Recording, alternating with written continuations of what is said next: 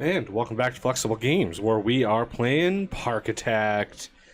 And we are now on the new version, Beta 7, which allows more guests in your park. They've optimized the game quite a bit, and yeah, as soon as I loaded it, I wanted to load it and sort of get a feel for it. They changed a little bit of the pricing structure, tolerances, so I wanted to make sure all my rides were still doing good, and we are indeed doing really well. Our profits have never been better. So you can see the last couple of years here: 4 3 2 4 5 5 3 5 5 5 4. So yeah, we're doing really well. And yeah, I'm very happy with this as it is. So we're gonna try to see if we can pack even more people in. So I went from an average of roughly 13 to 1400, and I was pretty much peaking out at 1400. You know, depending on the random chances of things. You know, sometimes that would bump up to, you know, 1450 or 1500. But as soon as I loaded the game, you know, there was a steady stream of people coming in, and we are bumped all the way up to about 2000. And we're sort of edging back down a little bit, but yeah, we're doing really well. Some of our attractions are just not getting the attention that they deserve. Luckily, we've got the city serpent here is actually getting a pretty good amount of people into it, which is good because that just increases the profitability. And yeah, we're making money hand over fist on this guy already. So I kind of want to think about a new expansion, and we've got the monorail right here, and we have a what do you call this? Suspended monorail, I think is what this is called. Yeah, suspended monorail.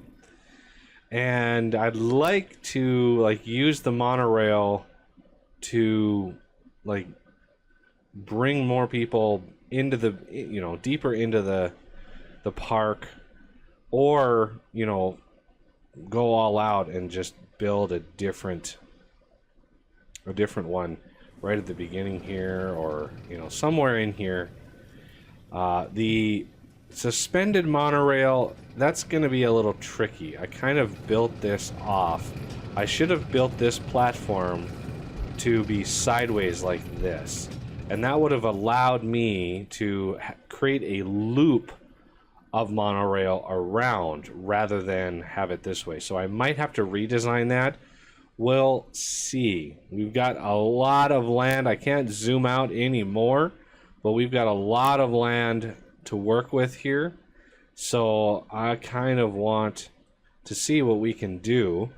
We got so much land that we can work with. So yeah, I kind of want to go off here and see what we can build. And somebody has requested that I ride more rides, the mod that allows you to ride rides. Whoa. I'll pause that little endeavor. I don't want to make anybody ill, but yeah, I can and will ride some more rides. You know, some of these, you got to sort of time it right, because it basically always attaches to whatever the first set of cars is. So if that's at the station, then that works out. But if it's already, you know, into the ride itself, it's a little harder to deal with.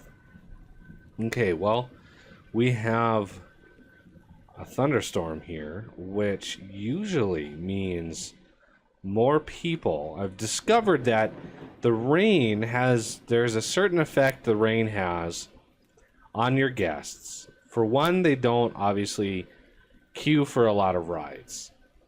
So rides that are open air like this, they, you know, the queue sort of depletes a little bit depending on how long the rain lasts. Rides that are covered or sheltered are a little bit more popular. But the other big item is they actually take some time to go to the concession stand, which I have found a lot that the actual guests don't really, I mean, yeah, some of them definitely get drinks and food and stuff, but I've seen so many guests that are hungry and thirsty who pass, you know, store after store after store after store and don't buy anything.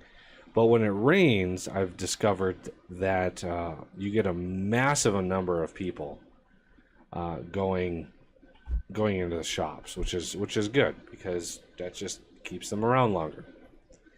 But anyway, let's see. So which ride should we ride first? First of all, I suggest enabling scenery. Now, is this one? Yeah. This one's at the top right here. That's the car that this thing has on it. Wow, look at all the people all of a sudden in that queuing for that ride. That is glorious. So many people can fit on this ride. That is a very exciting thing. Fill that queue up.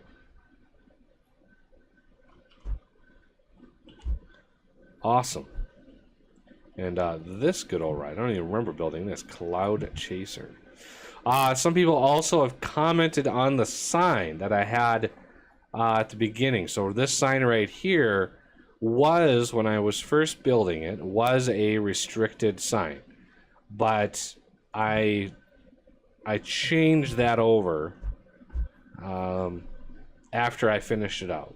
So, yeah, that's very much allowing people to walk back and forth. And then this little area here I also redesigned, so there's a lot more little paths that they can run on, and you know, places they can chill out and take a load off on the benches, and so good times here.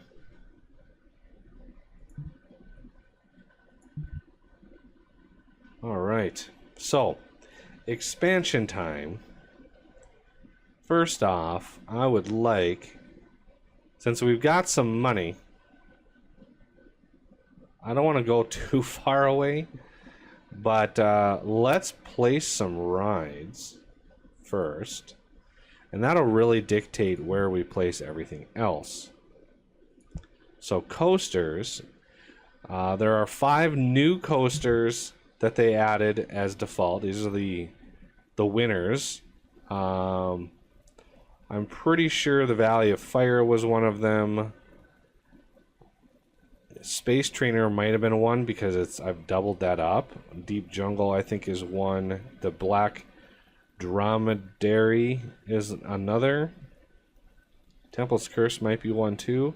These are all very high excitement. Well, not all of them. Most of them are very high. But I really want to go for, you know, the middle ground intensity for most of the rides I put back here, because that just covers so many people. Wow, look at that intensity. Ouch. Dragon's Flight we've got. Pterodactyl we've got. You know, I don't have any bobsled coasters. The interesting thing, you know, maybe this new area could be like a winter wonderland. I'm thinking that might be kind of fun. Wing coaster. Wow. Stratosphere. Ooh, look at that nausea. Ouch. What does that look like? Huh. I'm not sure. Vertical drop. Sasquatch. I don't remember this one. Very high, high, and medium. Test flight. There was one that I kind of want. Hydraulically launched. Formula None was a hydraulically launched coaster. I think that might be fun to build. Facility 5. Yeah, see, all these high intensity ones might not do so well.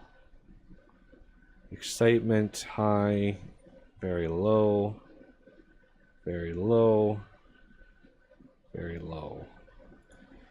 Of course, the bigger we make the park, the harder it's going to be to move people around. I think we're going to want a little bit of... Yeah, we're going to want a little bit of things and stuff to put in here. So, Calm River Ride, I think I've got... I mean, there's a lot of this stuff. Volcano Springs. 21. You know, I could do the volcano theme. And... because that new Giga Coaster, Valley of Fire, is actually volcano themed. And yeah, maybe we could, you know, Disney has its Magic Mountain. Maybe we could do like Volcano Land or something. So let's grab some of this. I want come out here. Raise that up, and then we're single it back down, and we're gonna kind of adjust a little bit.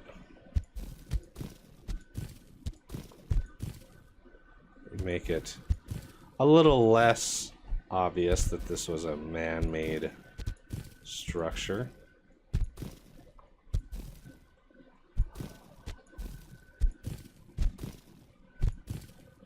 And come down here, come down here.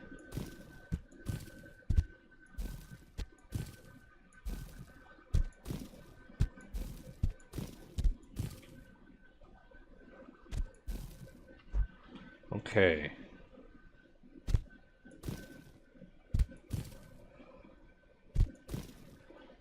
A little less triangular, at least. A little less.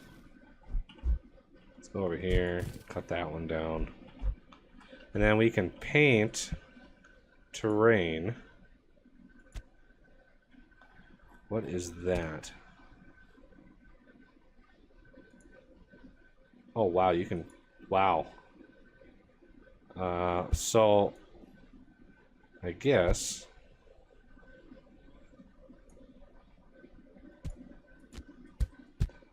that's going to be a lot of painting. So I can do that in between episodes. Very easily, I can do that in between episodes. Let's do a little bit more terraforming. I want a section of this to be in water.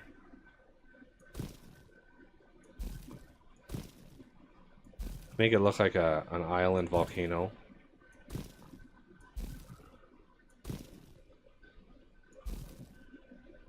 That will allow me a few water rides as well. So rather than trying to pack people in super tight around the rides like I have been, I want to go a little bit more freeform here. And we're going to try our best at producing, you know, something decent. Let's get some sand going before I do the water.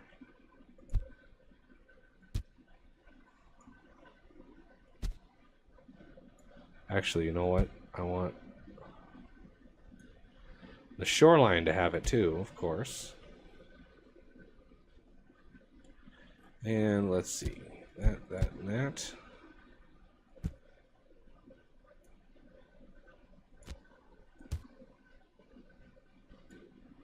That's so cool. I mean, the creativity can just flow when you start doing stuff like this. Let's take this out to there. Yeah, I definitely want to have this in place before we put the water in. And any rides, of course. So that was my kind of my oversight on the water ride that I did do. So I want to make sure we're above board here and ready. I'm glad this doesn't cost anything. You know, we're just moving in tons and tons of sand into our park.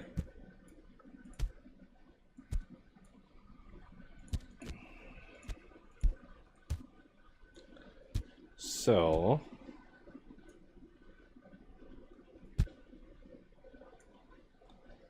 I'm thinking kind of bring the lava flow in over the water, like so. So where would lava flow out of that? I think it would flow pretty much out of this area here down to here. So let's prep this. I don't think we have any sort of... Whoa, whoa, whoa, whoa, whoa. No, no.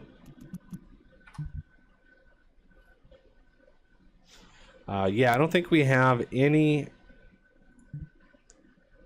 texture that could be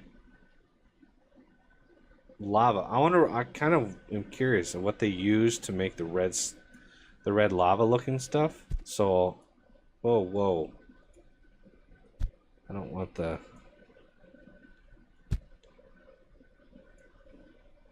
I mean, I want this whole mountain to be ash. Maybe little bits of the base can be looking like they're recovering. But for the most part, I'm thinking how much ash all around. Sort of like this. All right. And then, of course, wherever that lava is going to flow, I want it to be really looking like it's flowing hard. Okay. And then down in here, we can do stuff. And this can be like an old flow. You know, hardened. Everything is still dead around it. We may have a little bit of creepy nature going in there, but for the most part, it's going to be dead. And that's going to be all ash. That's going to be ash. There. The beginnings are done. Now let's think about rides and paths and all of the sort of stuff that we need. So let's see. We have water rides. Submarines. Well, we can do submarines down in here. I'm not sure how deep that has to go, though. Bumper boats, that's definitely something we could do. The water must be raised to a 0.5 increment. Really? For example, 2.5 or 3, not 2.75. So I'm going to have to probably lower this again. Is that what it's telling me? So if I lower that even more, and oh, autosave.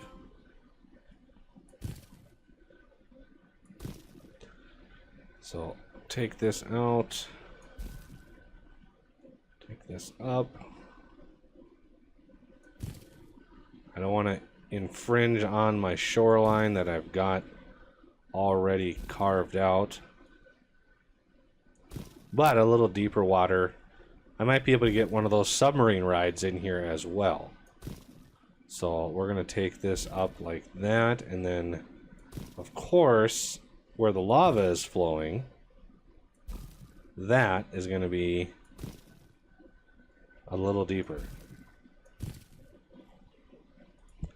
So, yeah, I think lava flows fill this up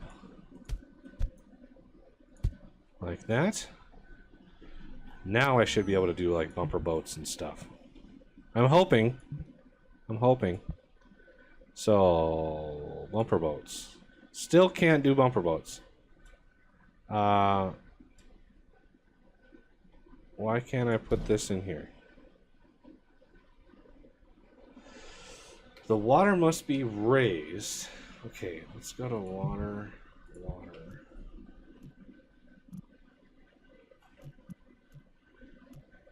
3. Really? I can't do 2.5. How about that? Oh, and then it's not 2.25, 2.5, 2.75, and 3. Well, if we go 3, that, I mean, I can make that work. I just need to make sure my sand, maybe even use a lighter sand.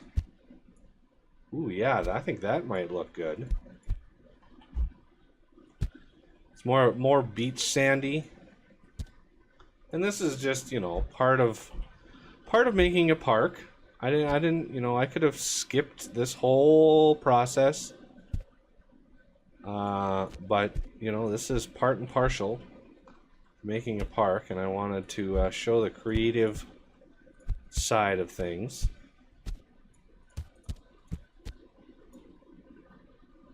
You can get as detailed as you want, or as, you know, generic as you want, obviously, and, you know, kind of stretch those creative legs a little bit. As Bob Ross said, there are no mistakes, there are just happy accidents. So if you don't place something right, if something doesn't look quite right, you know, work with it. Sometimes the best things happen, and, you know, you can work around them. I went into this episode having no idea what I was going to do, and lo and behold, we got ourselves a volcano, a new theme for this side of the park. We got plans to do stuff. So I think, you know, I think it's going to work out pretty well. And, you know, I'm excited to get this part of the park up and running. Because, yeah, we've got a lot of cool things that we're going to be able to do over here. Not the least of which is going to be enjoying the giant section of the park that we're going to be able to build around here. But that's going to have to do it for this episode, and I thank you for watching, and I will see you next time.